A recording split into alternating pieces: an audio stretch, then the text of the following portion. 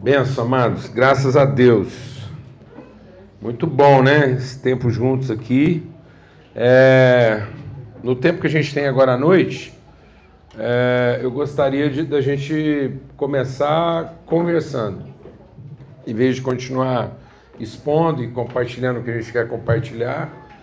Eu queria saber se tem alguma pergunta, se durante o dia meditou, pensou um pouco sobre aquilo que a gente compartilhou, gostaria de comentar, alguma coisa não ficou claro, você quer acrescentar ou não concordar, enfim, para a gente ter avançar, né? Mas avançar em entendimento mesmo, é muito importante isso. É melhor entender bem pouca coisa do que entender mal muita coisa. Amém? Então é preciso a gente ter clareza, né, e profundidade e consistência na revelação do que ter excesso de informação. Então alguém tem alguma pergunta, quer comentar alguma coisa, quer ampliar a discussão em cima do que a gente conversou? Eu vou esperar um pouquinho, não tem pressa não. Pode falar. A gente estava conversando no quarto sobre propósito, né? A gente ouve bastante que você tem que encontrar o seu propósito na vida. Isso envolve profissão, o que você vai fazer. Parece que nada é suficiente. Onde é que você se encontra? Se você faz o que você gosta, se é isso que Deus que o que você gosta é o que você tem que levar como profissão, aonde você se encaixa. Então a gente tinha que conversar sobre propósito. Como a gente encontra o nosso propósito em Deus, né? A gente ouve muito, Deus tem um propósito para a sua vida, você precisa descobrir qual é a sua vocação. Mas às vezes a gente estava conversando sobre a dificuldade que é de a gente encontrar o que está faltando para a gente ouvir a Deus falar conosco. A gente até vai compartilhar um pouco sobre isso. Foi ótimo ter começado com essa pergunta aí, né? O propósito de Deus. Qual é o propósito de Deus? O propósito eterno de Deus. O propósito eterno de Deus é formar um quem. Então o propósito de Deus não está relacionado a um que e nem um como. E a nossa tendência, sempre que a gente fala de propósito, a gente vai para um que como. Então a gente acha que Deus, na verdade, nos chamou para um serviço. Não, Deus nos entregou um trabalho para que durante esse trabalho o quem seja formado. Então o propósito de Deus é o quem eu estou me tornando. Então o propósito não tem necessariamente a ver com uma atividade. O meu propósito é um caráter. O meu propósito é me tornar uma pessoa plena. E isso vai acontecer eu fazendo coisas que eu gosto, que eu não gosto. Coisas que remuneram e que não remuneram. Coisas que dão lucro e que dão prejuízo.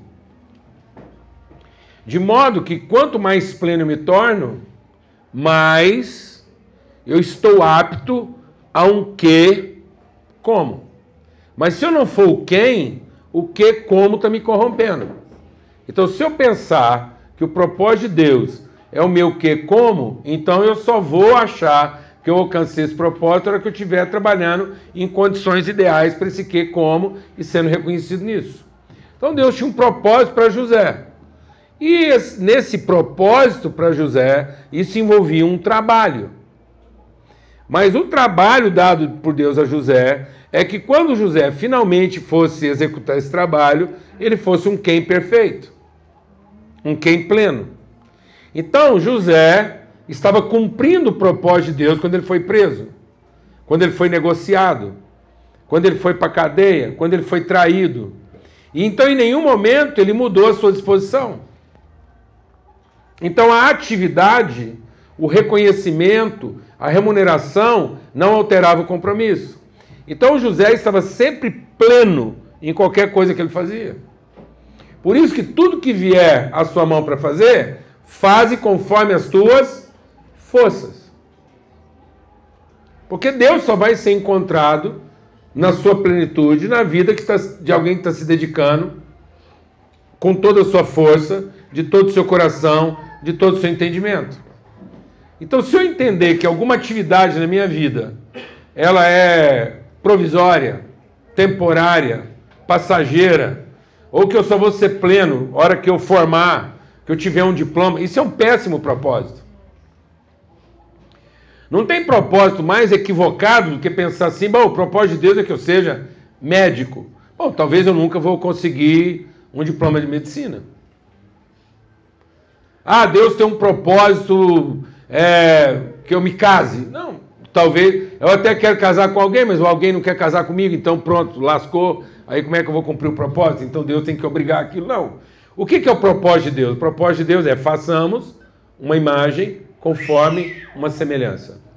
Beleza? Então o que vier à sua mão para fazer, faze conforme as tuas forças. E nesse movimento, você vai encontrando, na medida em que você se movimenta nessa condição, você vai ficar cada vez mais próximo de executar o que de fato você tem como vocação no sentido de que e como, melhor. Mas se eu não cumpro o propósito naquela atividade que às vezes aparentemente não tem nada a ver com essa vocação que como, então isso nunca vai acontecer. Então todo dia eu posso amanhecer cumprindo o propósito, mesmo que fora de uma atividade. Amém, amados? Então qual é o propósito de Deus? É que você seja uma pessoa completa e perfeita. Esse é o propósito de Deus. Então Deus deu dons? Deu dons. Deus deu habilidades? Deu habilidades. E todas essas habilidades e dons são para exercício do ministério. E o objetivo? O objetivo é que todo homem e mulher de Deus alcance a estatura de pessoa plena. Então o propósito de Deus é que você seja pleno. Que você não precise do reconhecimento e da remuneração, da aprovação, e nem precisa estar dentro daquilo que é a sua atividade fim, para que você esteja cumprindo o seu propósito.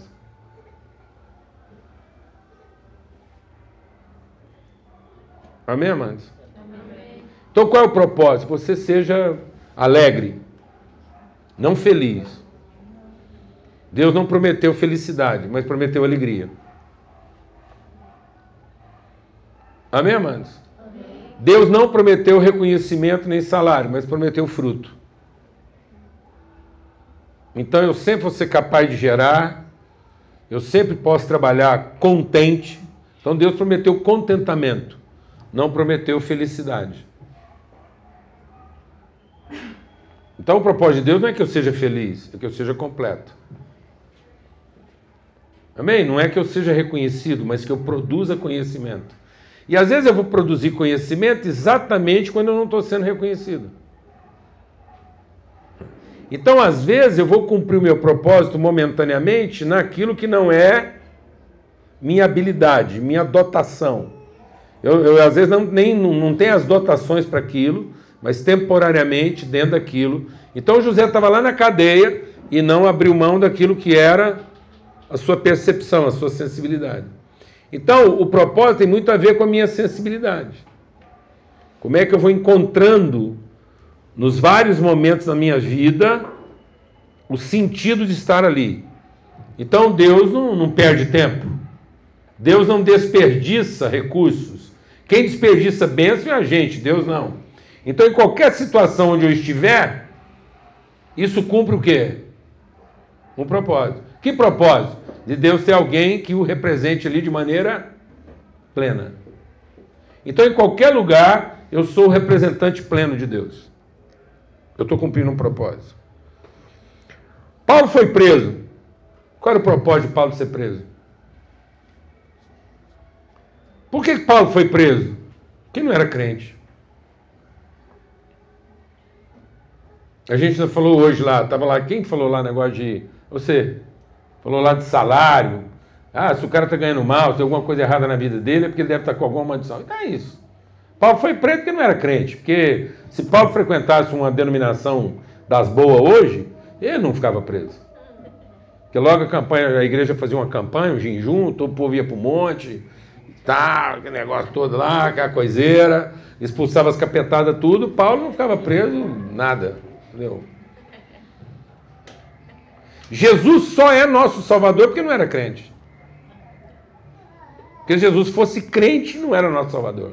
Porque no instante que ele fosse preso, a mãe dele já reunia as mulheres do ciclo de oração, o pessoal lá juntava o pai, nós íamos fazer uma campanha, e levantar um clamor, porque onde se viu um cara com 33 anos que nunca fez mal para ninguém, só fez o bem, na flor da juventude, com tanto potencial pela frente, morrer crucificado injustamente? Isso nunca aconteceria com um crente. Mas graças a Deus ele não era crente, ele era só filho de Deus, e pá, ele é o Salvador. Amém, amados? Amém. Porque um cara naquela situação lá, só pode ser por causa de uma maldição hereditária, um cara morrer crucificado, deve ser alguma maldição, algum problema do passado e tal, enfim. Ou porque ele engatou na religião errada. Mesma coisa de Paulo. No entanto, Paulo, a hora que a cadeia abriu, ele não saiu. Por quê? O propósito de Paulo não era ficar lá pregando e tal, agora ele está preso, está fora de propósito. A cadeia abriu, por que ele não foi cumprir o propósito? Não, porque o propósito de Paulo era encontrar um irmão e ser pleno na vida do irmão. Então, enquanto ele não encontrasse o carcereiro, não justificava ele ter sido preso. Então, os problemas vêm na nossa vida não para serem resolvidos, mas para produzirem os encontros. E às vezes, como a gente não tem noção de ser o quem, propósito, a gente não está aproveitando os encontros no momento que os problemas acontecem. Porque a gente acha que o nosso propósito é resolver problema, e não ser a pessoa plena no momento em que o problema acontece. Amém? Beleza? Alguém tem mais alguma pergunta aí, algum comentário? Pode falar, irmão. Assim, essas pregações estão me trazendo conflitos com questões individuais e uma coisa que me incomoda muito, não na pregação não, mas na sociedade que nos cerca, é o fato de que, assim, se a gente for analisar todos os pensadores importantes a partir do século XVII, eles têm uma grande tendência a encarar o homem, a sociedade, a política e a nossa atuação na sociedade tendo como centro, como norte, o indivíduo. Então a gente pode citar um monte de pensadores que tem com esse norte. E aí você pega o Thomas Hobbes, o John Locke, e daí avançando, os contratualistas franceses, enfim. E a gente vai chegando nisso até hoje. E daí no século XIX nasceram as grandes ideologias que infelizmente ou felizmente nos fazem viver em sociedade hoje centrados sempre no indivíduo. Qual que é o meu questionamento? A gente está num ponto assim na vida que a gente está tão, essa questão da centralidade seu indivíduo está tão arraigado na nossa sociedade e a gente parte sempre do indivíduo, e daí a gente chega aqui no acampamento ou chega nos cultos lá na doca e a gente pega e a mensagem é sempre a mesma. O centro não está no indivíduo, o centro não está no que eu como indivíduo posso obter da salvação em Cristo, mas está enquanto nós podemos contribuir para o todo de Cristo, que é uma coisa só.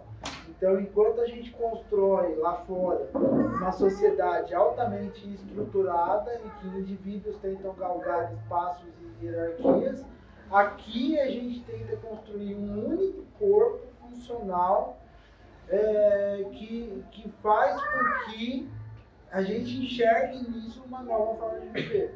A minha questão é como, dentro disso tudo que a gente está pegando, de propósito, a gente pode pegar e chegar nos lugares onde a gente vive e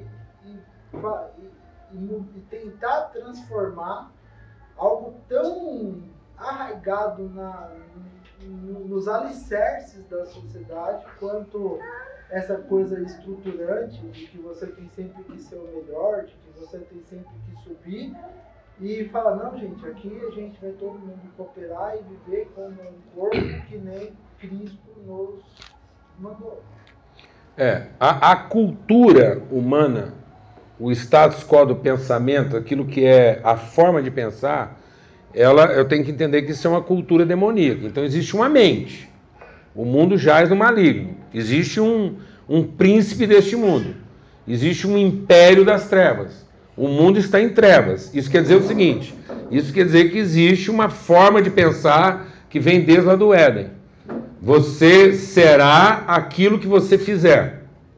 Então Deus diz, faça segundo quem você é. O diabo diz, não, você será no dia em que você fizer. Então, o ser que introduziu o tempo amanhã na história do homem foi o diabo.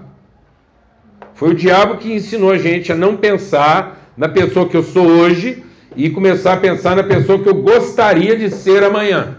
Então a identidade, em vez dela a identidade deixou de ser uma consciência construída hoje para ser uma expectativa projetada para amanhã. Eu vou ser amanhã, hoje eu não sou. E dependendo do que eu fizer, eu serei ou não. Então nós ensinamos isso para os nossos filhos. E isso é um pensamento demoníaco, está arraigado. Então, a humanidade, ela pode raciocinar de infinitas maneiras. A humanidade raciocina de infinitas maneiras. Mas ela só pensa de duas maneiras. Então só existem duas formas de pensamento. Em cima das duas formas de pensamento, eu posso desenvolver uma infinidade de raciocínios. Eu posso elaborar infinitos raciocínios, mas ou esses raciocínios estão enraizados numa maneira de pensamento ou em outra. E a Bíblia diz que só tem duas maneiras de pensamento. Ou eu penso como um escravo, ou eu penso como um filho. Então, ou eu penso a partir de quem eu sou e o que eu posso fazer para revelar quem eu sou, isso vem de uma consciência de identidade. Ou eu tenho uma crise de identidade. Eu não sou e eu posso fazer alguma coisa para me tornar aquilo que eu não sou. Então, aquilo que eu faço para me tornar o que eu não sou é o escravo. Então, tudo que eu faço para conquistar, para adquirir minha alforria, significa que eu sou escravo. Então, se eu trabalho por salário, eu sou escravo. Se eu trabalho por reconhecimento, eu sou escravo. Então, eu posso ser o maior milionário do mundo. Mas se o meu senso de liberdade acontece a partir do direito que eu adquiri, então eu sou escravo. Eu sou um escravo que comprou sua alforria, mas eu sou escravo. E é isso que faz a diferença. Então, no mundo tem império, o império é a dominação dos escravos. E existe reino. O reino é a expressão dos filhos. Então, no reino, os membros do reino representam o reino.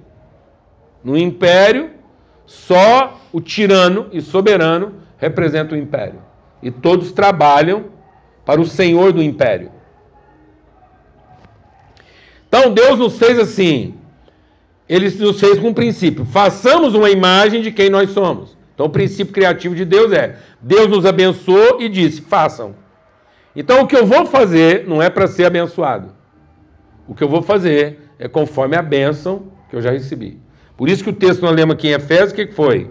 Ele nos abençoou, tal, nos lugares celestiais, ele vem falando. Então nós vamos agir segundo a riqueza da sua glória, o poder que ele nos deu, fortalecido no homem interior, Cristo habitando em nós. Então é uma consciência.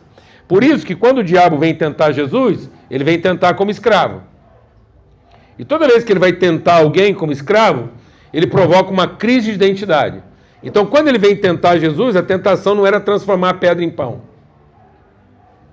Então não era uma tentação de poder. A tentação era, se tu és o filho de Deus, transforma a pedra em pão. Então faça qualquer coisa para provar quem você é. Então a necessidade de fazer alguma coisa para provar quem eu sou, revela a minha crise de identidade. Então isso é uma cultura.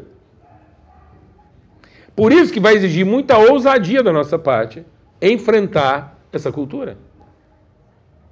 E só os filhos de Deus têm autoridade para enfrentar essa cultura. E aí surge um outro problema. Porque como eu tenho uma mentalidade guiada por um pensamento escravo, eu penso que esse enfrentamento será um enfrentamento de poder. E aí eu fico pensando, mas é muito poder. Todo mundo pensa assim. E como é que vai fazer para mudar o pensamento de tanta gente? Mas não é poder. É autoridade. Trevas e luz não são de mesma natureza. Treva não é contrário de luz, como se fossem duas coisas de mesma natureza, operando em sentido oposto. Então, treva não é contrário de luz, mentira não é contrário de verdade. Então, eu não tenho que ter uma verdade tão forte para combater uma mentira tão grande. Então, isso quer dizer o seguinte: qualquer mínima porção de verdade tem uma natureza que se sobrepõe a qualquer mentira. Então, mentira não é o contrário da verdade. Mentira é a ausência de verdade. Então, só está existindo trevas porque a luz não está brilhando. Então, não é poder. É falta de autoridade. E há falta de autoridade porque nós não somos ousados. Porque nós mesmos temos crise de identidade. Nós estamos corroborando com esse tipo de pensamento. Está claro isso ou não? Então, se eu apagasse tudo aqui e ficasse absolutamente escuro, qualquer mínima porção de luz ia dissipar a treva. Então, a treva não resiste, porque não é uma relação de poder. E o nosso problema é que nós estamos tentando enfrentar poder com poder. A igreja está disputando poder, em vez de exercer autoridade. Então, vou explicar isso melhor. Quando Jesus veio ao mundo, a palavra de Deus diz que ele foi feito um pouco menor do que os anjos. Mas de glória e de honra ele foi coroado. Então, se Jesus foi feito um pouco menor do que os anjos, na hierarquia celestial existem poderes na hierarquia. E na hierarquia celestial, os poderes estão lá entre querubins e serafins, arcanjos e anjos. Querubim e serafim é mais ou menos assim, CEO, entendeu? É o diretor. Arcanjo é mais ou menos assim o chefe de departamento. E anjo é chão de fábrica. Sem nenhum menosprezo para o chão de fábrica. É só uma hierarquia. E aí a Bíblia diz que quando Jesus veio ao mundo, ele tinha menos poder do que o chão de fábrica. Isso quer dizer o seguinte, que Jesus, quando expulsava um demônio, ele tinha menos poder do que o menor demônio que ele expulsava.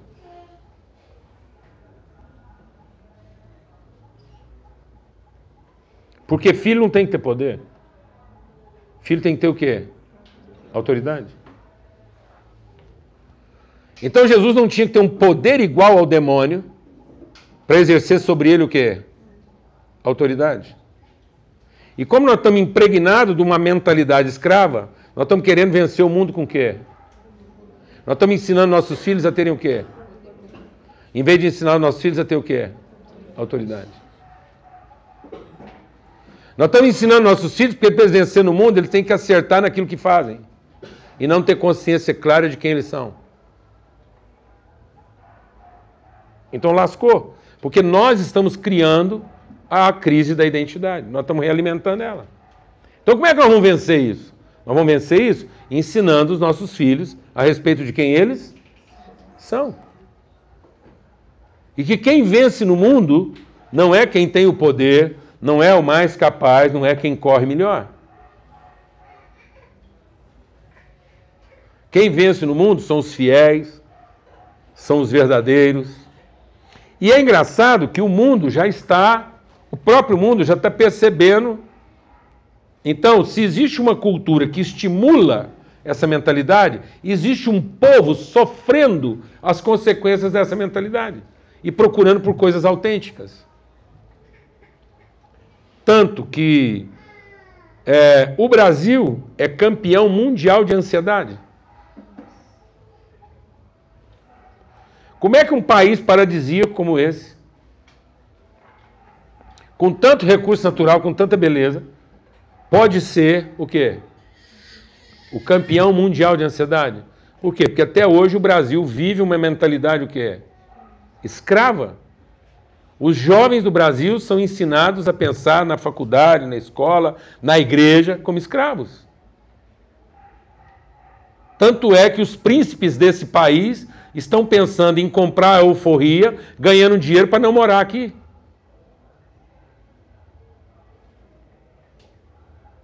A ideia deles de lugar ideal é uma outra terra que não seja a sua.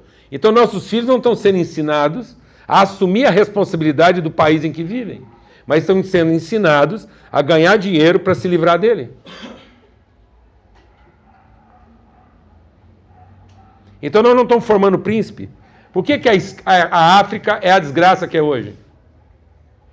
Porque os impérios têm uma tática. E os impérios usam essa tática até hoje. Os impérios vão nas colônias e roubam os seus príncipes.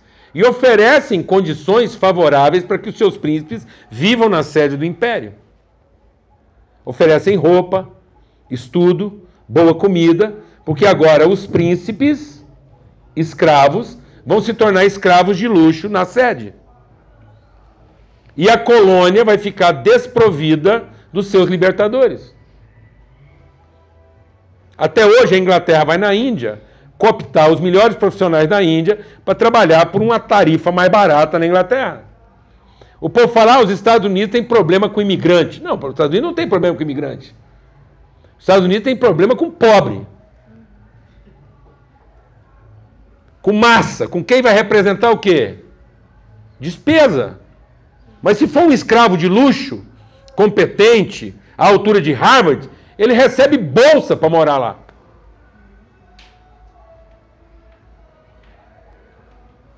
Porque essa era a tática da Babilônia. Continua sendo até hoje. E nós estamos emprestando nossos filhos para isso. Então como é que nós vamos combater isso? Gerando uma nova cultura. Por isso que o Evangelho nos salva, nos educando a viver. Só que nós perdemos o caráter pedagógico do Evangelho. E nós estamos achando que o Evangelho é para pautar uma liturgia e não para gerar uma pedagogia. Então nós não achamos que o Evangelho é para transformar uma consciência. Nós achamos que o Evangelho é para benzer uma competência. Então eu nem tenho que ser tão competente, basta que eu seja crente. E porque eu sou crente, Deus vai benzer minha competência e vai me fazer bem-sucedido. Então eu não tenho que melhorar minha competência porque eu assumi uma responsabilidade com o meu povo. Não! Deus vai benzer minha competência para que eu não sofra as desgraças do povo porque eu sou crente. Então o Evangelho me tornou alguém isento às desgraças do povo e não responsáveis por elas.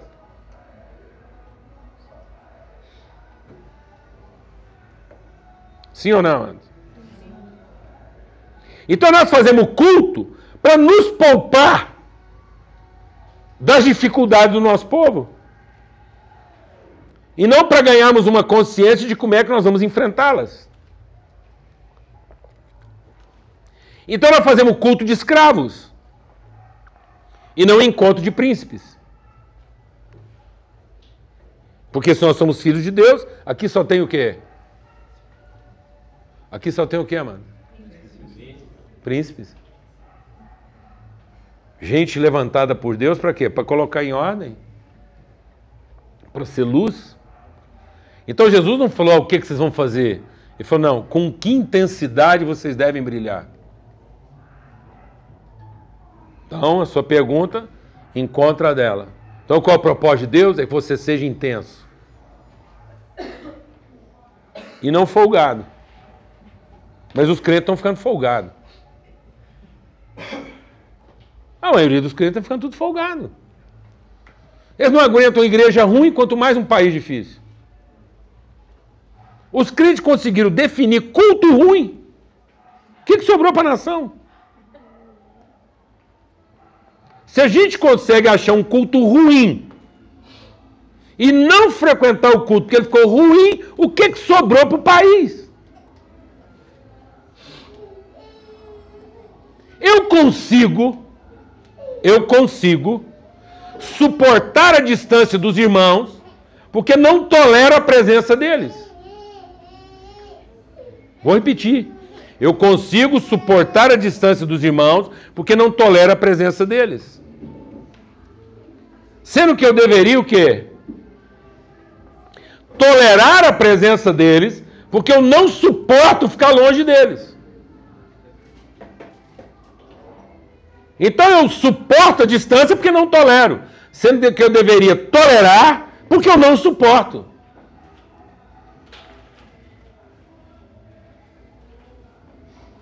Então, se um povo tão mal resolvido desse jeito, é isso que eu estou falando, amado. Essa pessoa que nós estamos falando, tem 2000 anos de idade. E nesses 2000 anos nós estamos aprimorando o quê? A consciência? Não, o rito. Nós não estamos aprimorando a consciência. Nós estamos aprimorando o rito. Então nós entramos por um caminho que não era o caminho. Nós temos que nos arrepender e perceber que nós pegamos aí, nós tomamos uma trilha aí que não era o propósito. Amém? Então, por isso, eu quero continuar aqui. Mais alguma pergunta aí? Algum comentário? Ainda dentro desse... Então, o que a gente está compartilhando aqui, daquilo que Paulo disse aqui em Efésios 3, voltando aqui, ele diz então o que aqui, ó? Eu oro, por esse motivo eu oro. Nós começamos aqui que hora? 9 qualquer coisa, né? Faz 5 minutos só. Não foi? Hã? Faz 5 minutos. Não. E aí, ele diz assim, eu oro e me coloco de joelhos para falar diante do Pai, de quem toma o nome toda a família. E aí ele diz assim, para que segundo a riqueza da sua glória, vos conceda que sejais fortalecidos com poder no homem interior, pelo seu espírito no homem interior, e assim habite Cristo no vosso coração pela fé, estando vós arraigados e fundados nele. Então, quando ele usa essa expressão, fortalecidos pelo Espírito no homem interior, para que Cristo habite em vós, para que vós, arraigados e fundados, ele está falando de empatia e não de simpatia. A igreja não é um coletivo simpático, a igreja é a comunidade empática. E nós estamos desenvolvendo uma religiosidade simpática e não uma espiritualidade empática. Então nós somos simpáticos ao fato de que Jesus até hoje está aqui para resolver nossos problemas e tornar nossa vida aceitável. Então nós trabalhamos para Jesus para que ao fim ele trabalhe para nós.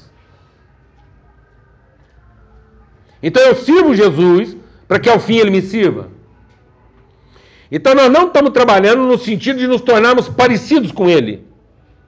Mas nós estamos trabalhando para nos tornarmos o coletivo mais simpático dele.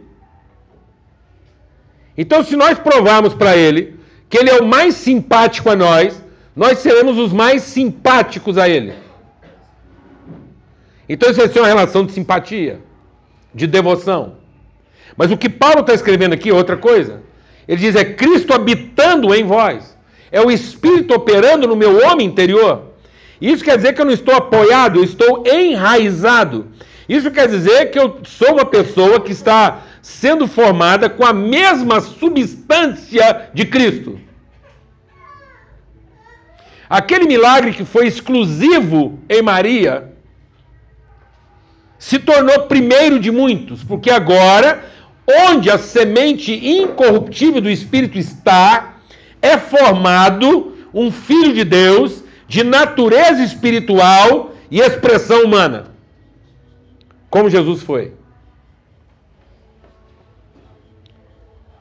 Então nós somos aquele mesmo tipo de pessoa.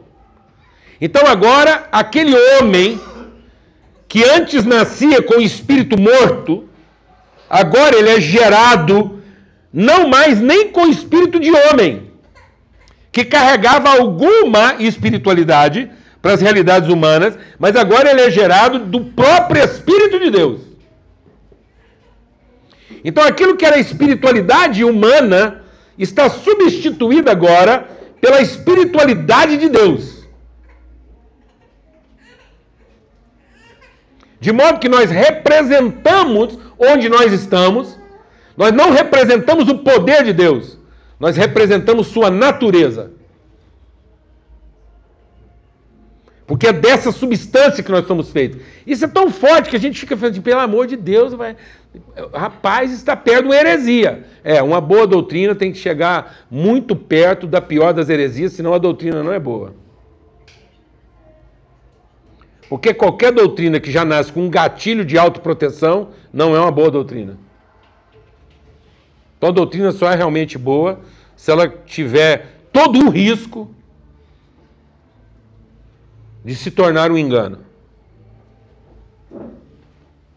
Porque toda vez que o diabo nos enganou usando o quê?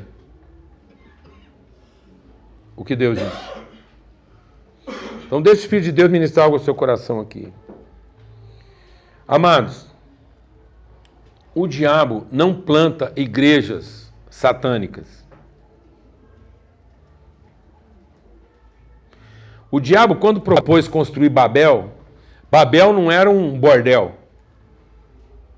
Babel não era um bordel. Babel não era uma sede do PCC. Babel não era uma milícia. E nem Babel era a proposta de construir um cassino. Babel não era um templo muçulmano. Nem Babel era um templo hindu. Em Babel não nasceu o budismo. Babel era uma proposta religiosa projetada para Deus e não para o diabo. Então a torre de Babel era para cima, não era para baixo. A proposta de Babel era tocar Deus e não Satanás. Eu não acredito que o Satanás proponha a criação de uma igreja satânica.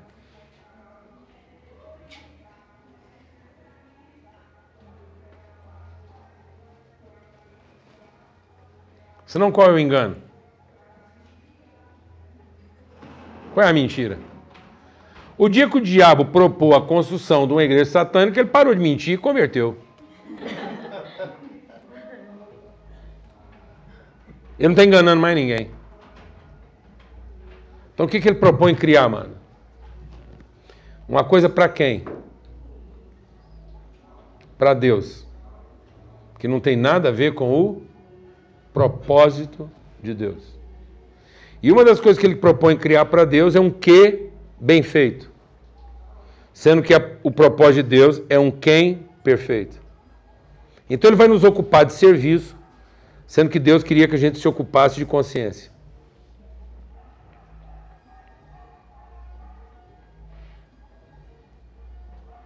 Por isso que quando Jesus chegou em Jerusalém, presta atenção, quando Jesus chegou em Jerusalém, ele não foi visitar um prostíbulo, Jesus não foi fechar os bordéis de Jerusalém. E nem foi lá matar o Pôncio Pilatos. E nem foi destruir o castelo de Herodes.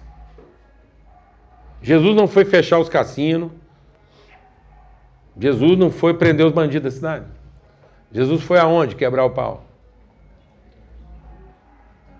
Fala para mim, irmãos. O que estava corrompendo a cidade? Os cassinos estavam corrompendo a cidade? Não, mas os cassinos eram mais coerentes que a igreja. Então os cassinos é para quem quer julgar e faturar.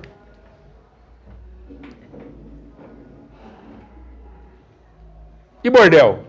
Bordel é para quem quer prostituição, hein? E quer pagar por isso, hein?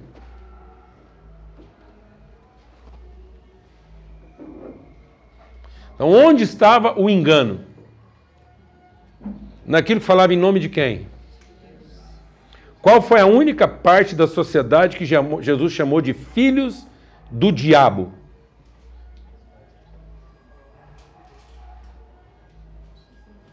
Hã? Os religiosos pagãos? Não, os religiosos judeus. Os religiosos que usavam o livro hindu? O Alcorão? Não. Os religiosos que usavam o quê? A Bíblia como livro-texto para enganar o povo.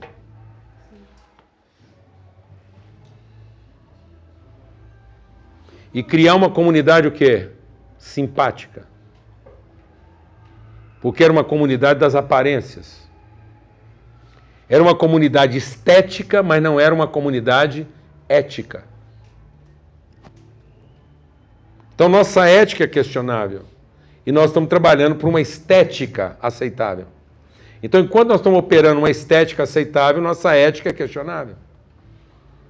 Vou te dar um dado. E eu uso isso para você entender a gravidade. O que é uma ética questionável? Praticamente a metade das mulheres brasileiras sofre algum tipo de violência. Seja verbal, física, sexual, o que for. É praticamente a metade. A cada 7 segundos e meio no Brasil, uma mulher sofre agressão. E a cada 9 minutos, uma mulher é estuprada. No Brasil. 2 entre 3 universitárias se queixam de algum tipo de violência, abuso, assédio dentro do ambiente universitário. Certo? Do universo das mulheres que sofrem violência no Brasil, dos 100% das mulheres que sofrem violência no Brasil, o maior grupo representado por categoria são as evangélicas. 40% das mulheres que sofrem algum tipo de abuso, violência ou agressão no Brasil. 40% são as evangélicas. Não são as cristãs, não, incluindo católico, o que for. As evangélicas. Não tem nenhum outro grupo social que sofra mais violência, mulher que sofre mais violência, do que as evangélicas. O que é isso? O que é isso? E tocando nesse assunto, tem mulheres aqui sofrendo violência. Tem mulher aqui que já sofreu um safanão, um empurrão, uma pegada mais forte. E vamos encerrar aqui para o constrangimento não ficar maior. Então o que é isso? O que é isso? Se não o quê? Espírito o quê? Religioso. Falta de uma espiritualidade sadia. –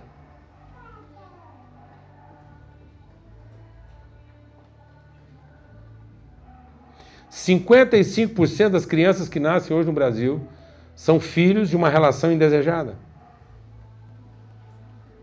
E o Brasil é uma das maiores nações cristãs do mundo. Então, assim, isso é responsabilidade de quem? De quem é a responsabilidade do nosso país estar na condição que está? A gente nem pensa que é nossa. Porque nós estamos dedicados a fazer a coisa certa. E não percebemos que os nossos compromissos são desfeitos. Nossa palavra não é sustentada. O nosso estímulo ao salário é igualzinho a qualquer outra pessoa que confessa outra fé. Nós trabalhamos por mérito e não por vocação. Então, onde está a luz desse país? Então eu não posso exigir que as trevas brilhem. Então, se o país está em trevas, é porque tem muita treva? Não, mas se o país está em trevas, é por quê? Porque a luz não está brilhando na sua intensidade. Porque nós estamos ocupados em ser simpáticos e não em sermos o quê? Empáticos. Nós não estamos entendendo que nós somos feitos da mesma substância. Que amor não é o que eu sinto, é a substância da qual eu sou feito. Então eu sou feito de amor. Se eu sou feito de amor, eu não tenho escolha. Porque quem escolhe, sempre escolhe a si mesmo. Então, para um povo que é feito de amor, nós não temos que escolha. Nós temos que encarar isso com a intensidade, com a verve, com a atitude necessária. Então nós não podemos continuar querendo resolver isso, invocando Jesus para voltar na terra e fazer um trabalho que ele deixou para a gente fazer. Não faz sentido. Então o que Jesus prometeu não é que ele voltaria aqui na terra sempre que nós o chamássemos. O que Jesus prometeu é que ele deixaria conosco o mesmo Espírito que deu a ele condições de fazer tudo o que ele fez enquanto ele estava aqui, mas agora ele foi embora. O que está aqui é o Espírito Santo. E aonde o Espírito Santo está?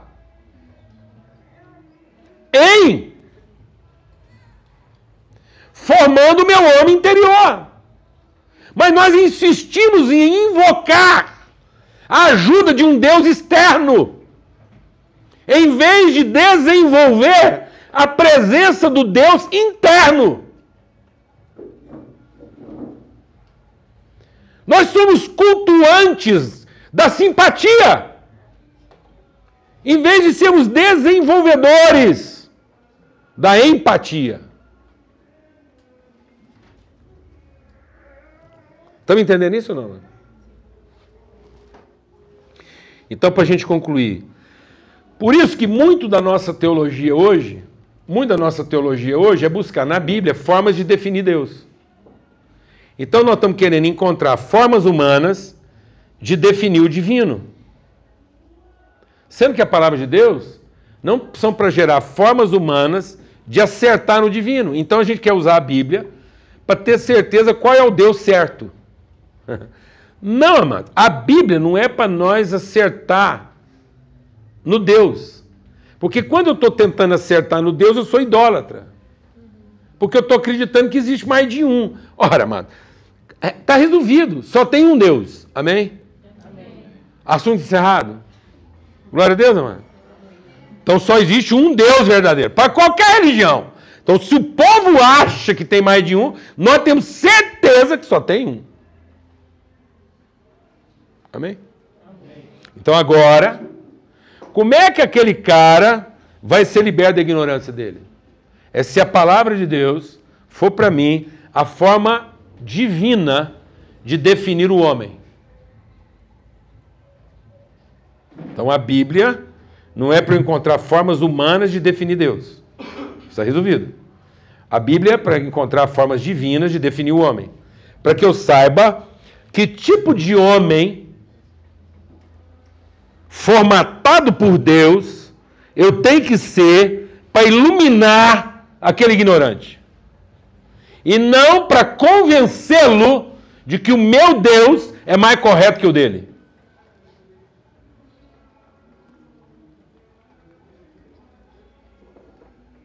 Amém, mano? Para que isso não vire uma disputa de poder, mas que eu possa ajudá-lo com autoridade.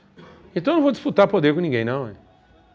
Eu vou me apresentar como filho de Deus, de modo que quando ele começar a ter contato comigo, a impressão, aquilo que eu vou inspirar na vida dele, aquilo que vai iluminar, vai ser tão forte na vida dele que ele não vai ter dúvida que ele encontrou alguém que pode ajudá-lo a conhecer Deus como ele nunca conheceu antes.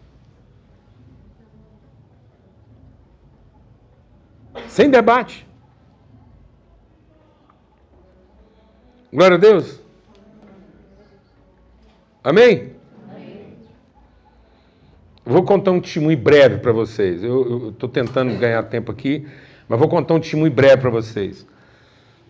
A gente tinha um pequeno grupo de estudo bíblico e eu participava desse grupo lá, e aí começou a participar do grupo lá conosco a líder espírita da cidade. E ela escrevia a coluna espírita do jornal, do principal jornal da cidade, ela que escrevia a coluna. E aí ela ia lá, a gente estudando a Bíblia junto lá e tal, e ela ficava muito tocada, falava comigo: Paulo Júnior, você precisava escrever a coluna evangélica. Eu falei: não precisa não.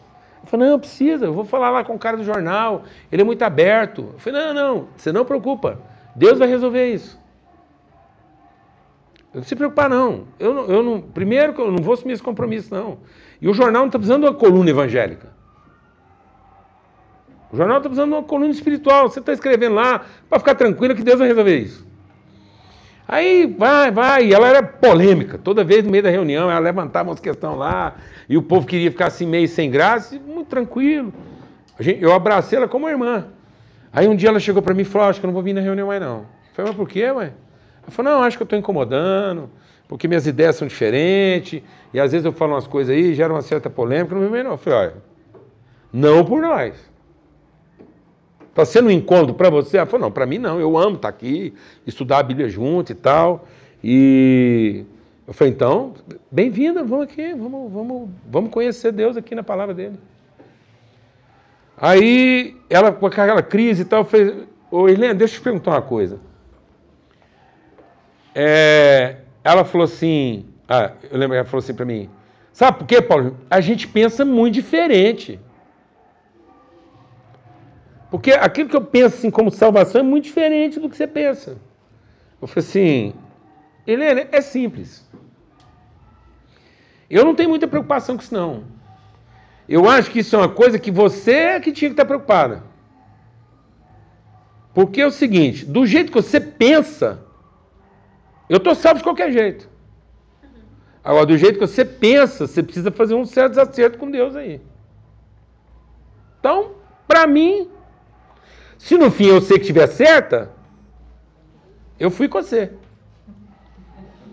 Agora, se no fim for mais ou menos do jeito que a gente está conversando aqui, você sabe, aí que ela caiu para dentro mesmo. Falei, não, então, beleza, então, é o seguinte, para você não ficar estressada, deixa eu explicar uma coisa. Você crê em Deus? Ela falou, eu creio. Eu falei, você crê que Jesus é o Filho de Deus? Ela falou, eu creio. Eu falei assim, você crê no Espírito Santo? Ela falou, eu creio também. Eu falei, então é o seguinte, quem que você acha que é a parte mais interessada em esclarecer nós dois? Ela falou, Deus. Eu falei, então é. Então por que nós não transferimos o problema para ele? A gente continua conversando aqui, e ele, que é a parte interessada, para não deixar nenhum de nós dois enganado, ele dá um jeito de esclarecer a gente. Você topa? Ela falou, topa. Eu falei, então vamos fazer uma oração aqui, nós dois vamos falar com Deus junto aqui, e vamos falar para ele conversar conosco, e esclarecendo a gente, porque ele é a parte interessada, mais do que nós dois. Beleza, fizemos uma oração, falamos amém e tal. Passou uns dias, essa mulher voltou lá assim, transformada. Eu falei, o que foi, Arina? Ela falou o seguinte, aconteceu um negócio sobrenatural lá em casa. Você sabe que o marido dela pensa um cara chato. O cara era chato, assim, muito querido, mas cara chato, implicava com tudo, tira sarro de tudo e tal. Aí, e ele sempre implicando com ela. Ela falou, aconteceu um negócio uma madrugada dessa semana aí lá em casa, e transformou a nossa vida. Eu falei, o que foi? Ela falou, não, porque assim, você sabe o Ari, é Ari que ele chamava. E você sabe como é que ele implica demais comigo e tal. E esses dias de noite, eu estava lá dormindo, eu tinha pedido para ele levar um óculos meu para arrumar. E ele levou o óculos lá na ótica para arrumar e tal. Mas não me contou que o óculos estava pronto. Aí esse dia de madrugada lá, eu acordei com a voz me chamando audível. Aí eu acordei, virei para ele e falei assim, Ari, o que foi? Ele falou, o que foi? Ele falou, não, o que você está me chamando? Eu falei, não estou te chamando. Ela falou, não, isso é coisa sua aí. Dorme aí que eu não te chamei não. Dormiu de novo. Daí a pouco, Ari, o que foi? O que foi o quê? Você está me chamando, eu escutei você me chamando. Ela falou, não, te chamei. Escuta isso aí. Lá para a quarta vez lá, que ela chamou ele, e ele incomodado, falou assim, Orlando, explicar, não estou te chamando. Isso aí deve ser o seu Deus querendo falar com você, por que você não conversa com ele? Porque só pode ser ele querendo conversar com você. Por que você não pega a Bíblia, que você gosta tanto de ler, e abre a Bíblia, porque às vezes ele vai falar com você? Um gozador. Ela falou assim, de novo você está de gozação comigo. Porque você sabe que eu estou sem óculos, como é que eu vou ler a Bíblia? Ele falou, não, o seu óculos está arrumado. Eu coloquei ele dentro da sua Bíblia. Ela pegou a Bíblia, abriu aonde estava o óculos, colocou o óculos e Deus começou a falar com ela, ela se converteu. Pergunta para mim quem passou a ser a autora da coluna evangélica do jornal.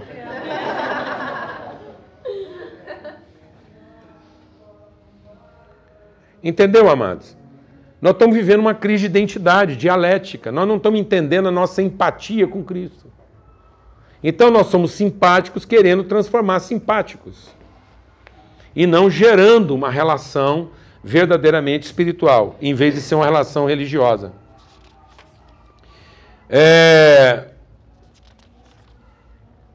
Sem o Espírito, nós somos humanos à procura de soluções espirituais. Sem o Espírito Santo, nós somos seres humanos à procura de soluções espirituais. Com o Espírito, nós somos seres espirituais à procura de expressões humanas. Então nós estamos precisando mais de expressões humanas do que de soluções religiosas. Então o mundo não está padecendo de soluções. O mundo está padecendo de expressões, de luz. De alguém que brilhe com essa intensidade. Amém?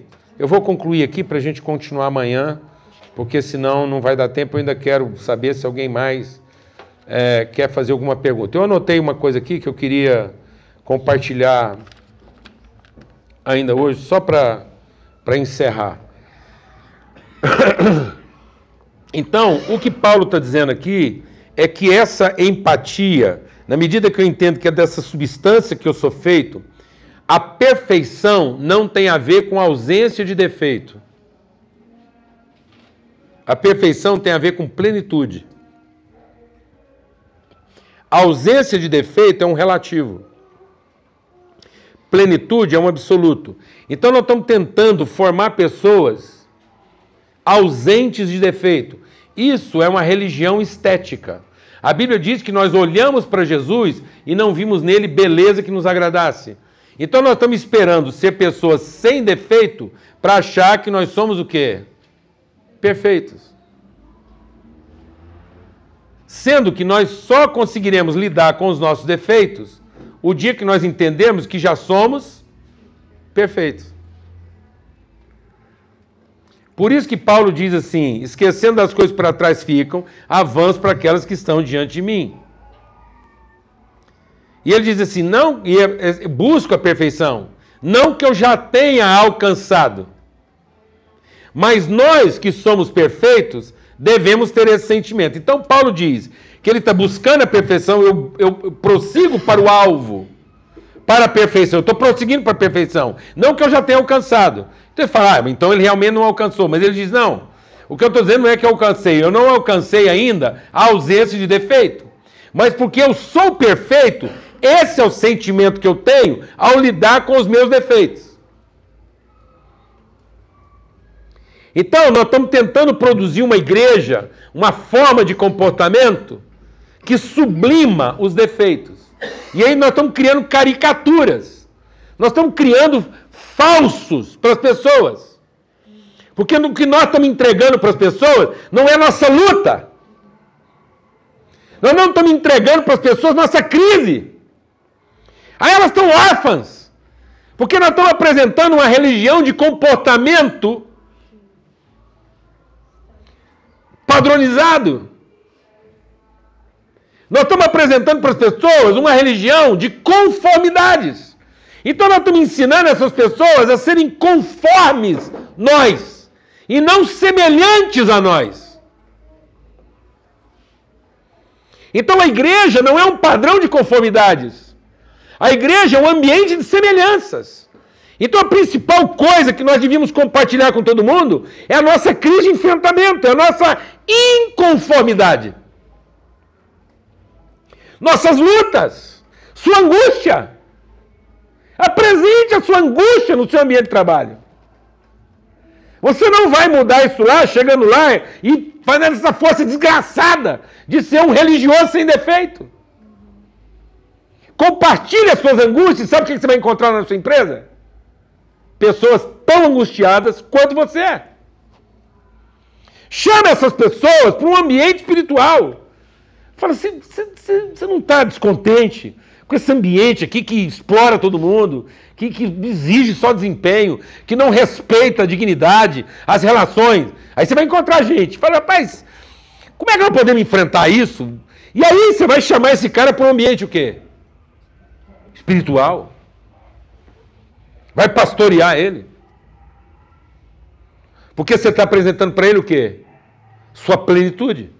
Aí ele vai perceber que tem alguém naquela empresa que está cheio, que não é como os outros, que entra lá, ganha o dinheiro que quer ganhar e vai embora e que se aparecer uma proposta melhor, larga todo mundo lá no inferno. Que fala de Jesus o dia inteiro, mas o dia que recebe 10% a mais de salário numa outra empresa, larga os demoniados tudo lá e vai cuidar de outros endemoniados. Não tem fidelidade ética. Não tem compromisso com a realidade espiritual daquelas pessoas. Tem compromisso só com o seu ganho. Como é que esse povo vai acreditar em Jesus, amados? Se não aguenta ver lá uma propostazinha lá de um salário a mais que logo larga os amigos.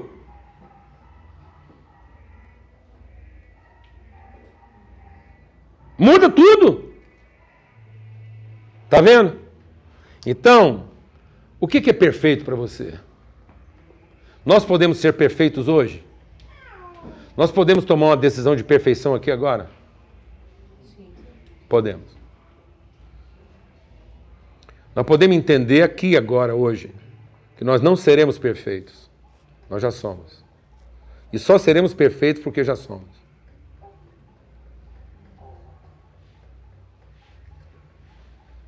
E que para Paulo ser perfeito, Deus conservou nele um defeito. Porque o defeito que Deus conservou em Paulo era exatamente o que ele precisava para ser humilhado, para ser perfeito. Glória a Deus, amém. Aleluia. Então, às vezes, você está esperando que Deus vai corrigir alguns defeitos na sua vida e não vai, porque a única forma é você passar vergonha na frente dos outros e ficar humilhado e pedir ajuda. E para você baixar a bola e não ficar achando que você é isso tudo. Glória a Deus. Então, vamos ter uma palavra de oração. Porque plenitude é, antes de qualquer outra coisa, uma decisão de nos submetermos ao propósito de Deus, de nos tornar seus filhos. E se somos seus filhos, somos perfeitos. Não nos falta nada, nesse exato momento agora, não te falta coisa alguma para que você seja a pessoa que nesse momento, do seu tamanho, nas suas condições, com os defeitos que você ainda tem, não te falta nada para você ser o filho de Deus que você pode ser agora. Essa conversa da gente ficar adiando aí, esperando não sei o quê, e mais não sei da quanta, isso é conversa fiada. Isso é a capetada fazendo a nossa cabeça. Isso é só falta de responsabilidade e desculpas que nós usamos para transferir a responsabilidade ou para a circunstância ou para os outros.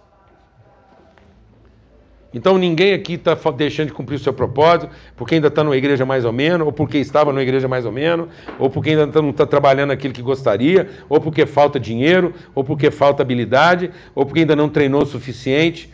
Tudo bem, isso tudo vai acontecer. E sabe por que tudo isso vai acontecer?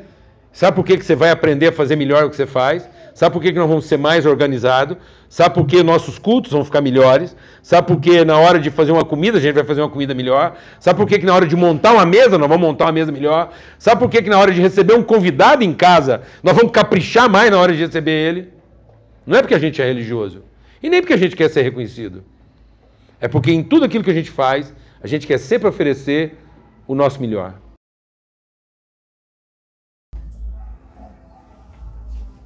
A gente não se contenta em oferecer só alguma coisa. Em tudo aquilo que a gente vem à nossa mão fazer, nós queremos fazer conforme as nossas forças. É por isso que nós vamos melhorar. Então por que a banda vai tocar melhor? Por que vai tocar melhor? É porque vocês são assim, ó.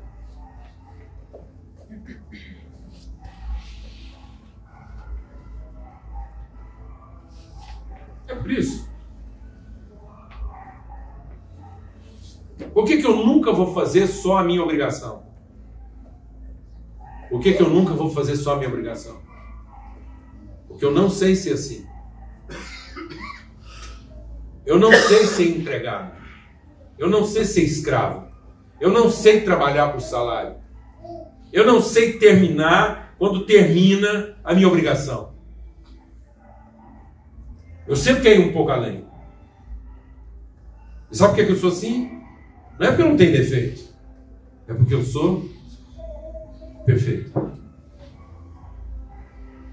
Eu estou cheio. Eu não estou fazendo nada por carência. Não estou fazendo nada por carência. Por isso que quando eu estou trabalhando, eu não fico cansado. Nem você. Você só fica com fome e sono, que são necessidades. Cansaço é carência. Você anda cansado? Então vou te falar por que você está cansado. Provavelmente você está trabalhando fora do seu propósito. Você está cansado porque você alimentou expectativas que não estão sendo satisfeitas. Porque o que cansa não é o trabalho. O que cansa é a frustração. Então, se não há frustração, não há cansaço, mas há necessidades. Tem gente que me pergunta se você está cansado. Como é que eu estou cansado agora? Eu estou pilhado. Estou renovado. Eu remocei aqui uns 5 anos. Agora estou com sono. Se eu deitar, eu durmo. Passa. E daqui 3 horas eu estou com fome. Se comer, também passa. Cansaço não passa. Cansaço, você dorme, não passa. Você come, não passa. Piora. Porque você dorme pensando que vai levantar descansado, você está tão cansado quanto antes de dormir. Você vai, que desgraça é essa? Dormir e continua cansado. Mas você fica mais cansado ainda. Quem está entendendo o que eu estou falando? Então, bem-aventurados os que trabalham no Senhor, porque eles não se cansam, se renovam. Mas tem necessidades. Mas eles vão lá, comem uma coisinha qualquer, dormem, está tudo certo. E está pilhado de novo. Glória a Deus, amado. Amém. Porque estão cheios. Estão perfeitos. E não me pergunte. Eu tenho sérios defeitos para estar tratando ainda. E não desistir deles. Não desistir de nenhum deles. Sou um gordo em crise.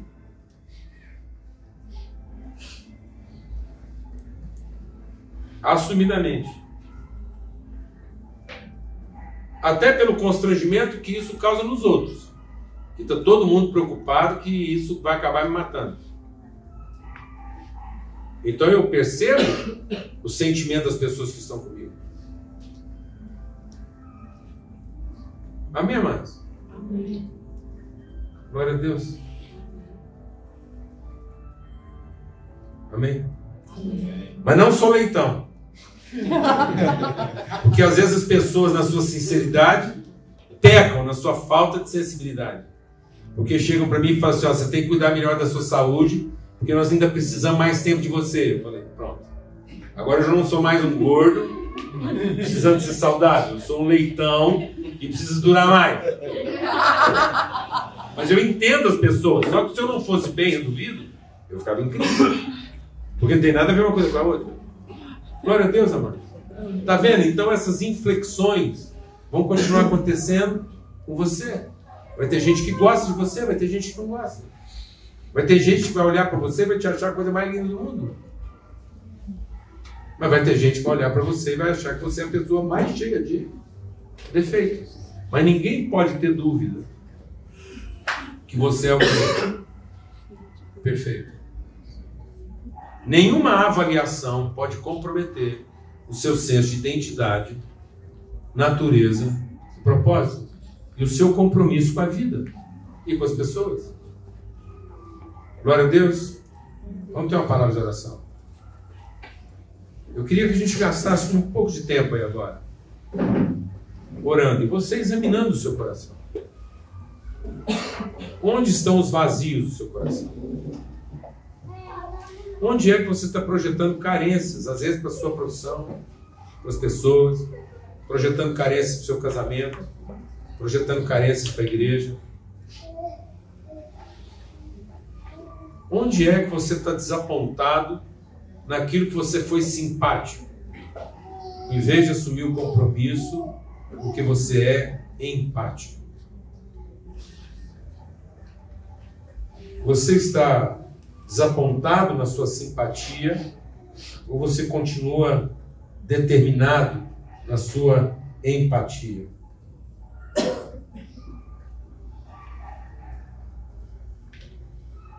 Você está procurando definições divinas ou você está se entregando às definições de Deus a respeito da sua humanidade? Você ainda está querendo definir o seu Deus ou você está se entregando para ser definido por Ele?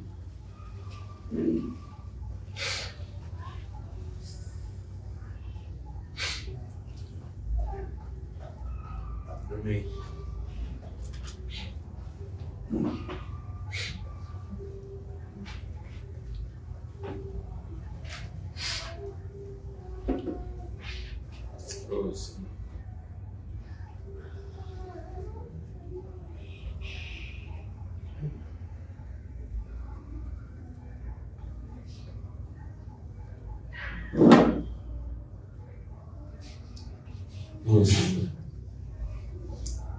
Pai, nós clamamos mesmo por plenitude aqui nesses dias. Que haja mesmo em nós um mover, um vento de compromisso, de disposição. Que a gente saia das posições em que nós estamos e vamos nos encontrar contigo na posição em que o Senhor está. Às vezes nós estamos querendo que o Senhor se disponha, mas o Senhor chamou Adão a se dispor. O Senhor chamou Adão do lugar onde ele estava e onde ele tinha se escondido, para ele voltar a estar onde ele tinha te deixado. Às vezes nós queremos que o Senhor venha nos encontrar onde nós nos escondemos, e o Senhor quer que a gente vá te encontrar no lugar onde nós te deixamos. Que haja um encontro contigo aqui nesses dias. Que nos devolva, que nos entregue uma consciência de plenitude, de perfeição. Somos teus filhos, gerados de uma semente incorruptível. Não é justo transferir, ó Deus, nossas questões mal resolvidas aos outros, à profissão, ao mundo, à vida. Nós temos que acertar isso contigo. A tua palavra diz que o Senhor já supriu todas as nossas necessidades nos lugares celestiais. Nós continuamos a ter necessidades, mas elas já estão supridas. No momento próprio, Deus, o Senhor revela a provisão para cada uma delas. Nós nos tornamos acumuladores, nós queremos antecipar as necessidades de amanhã, em vez de celebrar o suprimento das necessidades de hoje.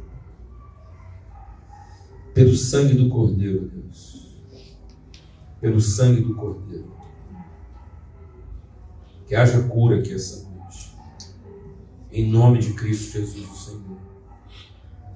Amém. Amados, enquanto eu estava orando aqui, eu tenho 1 minuto para dar um testemunho aqui. 2 minutos no máximo. Pode ser? Quando a gente estava começando o ministério, a gente era uma banda ainda. E a gente assumiu a responsabilidade de um patronato. Patronato era o nome dado a um orfanato. E nesse orfanato tinham 100 crianças. E a gente foi tomar conta dessas 100 crianças. E eram 2 quartos grandes. Em cada quarto cabiam 50 crianças. E eram 50 camas em cada quarto, com 50 escaninhos, aqueles armários de aço em cada quarto. E um dos problemas graves que tinha nesse patronato, quando a gente assumiu lá, era a falta de comida. Porque os diretores que coordenavam aquilo, eles roubavam o alimento do patronato e usavam aquilo para eles mesmos. Então lá tinha criação de porcos, tinha muita doação, mas muitas vezes isso não chegava nos alunos. Então eles tinham muita falta, passavam muita fome lá. E quando a gente assumiu a responsabilidade do patronato, a primeira coisa que a gente entendeu que tinha que resolver lá era acabar com o medo da fome. E aí algumas empresas fizeram parceria conosco, inclusive a Perdigão na época, e nós começamos a ter lá comida assim de... Primeiro, tinha gente que não tinha em casa o que os meninos tinham lá no patronato. Em termos de alimentação, proteína e cereais, tudo. Refeição balanceada e tal. Só que nós percebemos que quando a gente começou a dar alimentação sadia para eles, eles começaram a ter muito problema de diarreia e de intoxicação alimentar. E a gente começou a ficar preocupado, porque a nossa comida era uma comida de primeira e era balanceada e selecionada, e a gente não conseguia entender por que tinha tanto problema de intoxicação alimentar, e aumentou demais esse problema. E a gente descobriu o que foi. É que eles estavam tão acostumados a passar fome, que quando a gente punha comida boa, com medo de não ter comida amanhã, eles escondiam a comida de hoje no escaninho e comiam a de ontem. Entendeu, não?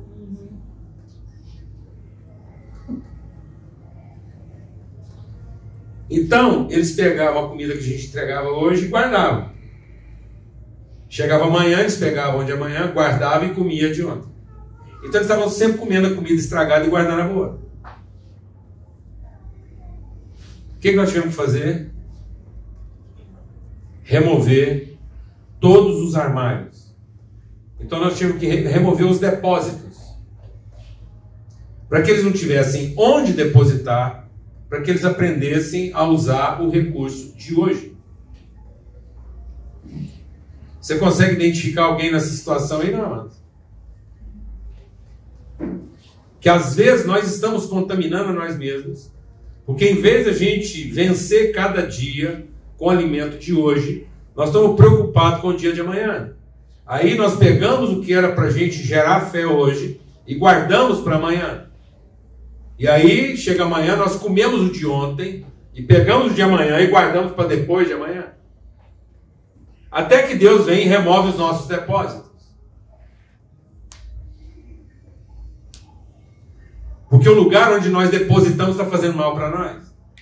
Porque nós não estamos aprendendo a ter saúde com o que Deus está tendo hoje e nos oferecendo hoje. Porque nós estamos ficando doentes com a preocupação do amanhã. Por isso que quando Deus derramava maná, o maná só servia para que dia? Para hoje. Amém, amado? Amém. Então funcione bem hoje. Encerre bem o seu dia hoje. Vença suas batalhas hoje. E para de se preocupar com amanhã. Porque preocupado com amanhã, você não está